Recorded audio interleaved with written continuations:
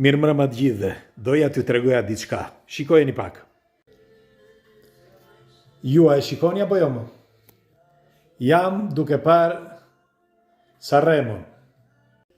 Kush nga ju shikon Sanremon? Unë që kur kam qenë i ri, vazhdoj të shoh Sanremon. Ndonse doja ta diskutoja me ju. Nuk është Sanremon që ishte dikur. Këngë fantastike dikur që nga Ramazzotti, nga Morandi, nga Lucio Dalla, nga Toto Cutugno, të gjithë, Zucchero, me një fjalë, këngë të papërsëritshme. Shikoj tani, për shembull si s'po shoh këtë vit, është tmerr. Është tmerr, e di që jeta ka ndryshuar, zakonet ka ndryshuar, muzika ka ndryshuar, por kjo muzikë që është tani është vërtet për të ardhur keq, sepse Italia për ne, përveç se ka qenë dhe vazhdon të jetë një nga vendet e para të kulturës, por muzika për ne ka qenë numër 1. Dhe sot nuk është më numër 1. Ju si mendoni? Ja u them sepse nuk e di i pat apo jo këngët këtë vit, por vërtet për të qarë. Për të qarë jo nga gëzimi, por për të qarë nga i verimi, sepse janë shumë të dobta, shumë këngë.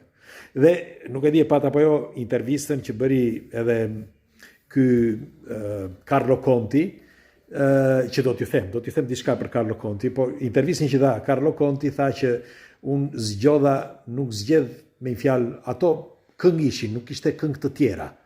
Sipas jush, nuk ka këngë të mira, sipas jush, nuk ka këngëtar të mirë dhe këngë të mira? Unë jam i bindur që po.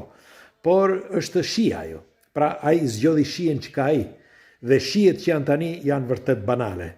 Megjithatë, doja t'ju tregoj edhe diçka tjetër dhe për sa i përket këngës. Po ta shikoni këtu, ju në një program televiziv ku shikoni gjithmonë këtë, me një fjalë që është ky tipi këtu, ja, shikoni gjithmonë këtë. Pra ti nuk mban mend për shembull këngëtaren, nuk mban mend një aktor apo mban mend vetëm atë. Bile do t'ju them. Do t'ju them, një shoku im, një autor, njerë, më tha një diçka që mua më ka mbetur në kujtes. Tani është e vërtet apo jo, unë nuk e di. Do ja pyes juve këtë.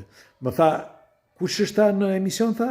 Kush do e drejtoj emisionin? Unë isha drejtor artistik në një program televiziv në Rai 2, quhej Mandrake. Do ishin 6 puntata, bëm 4 puntata sepse ishte Carlo Conti.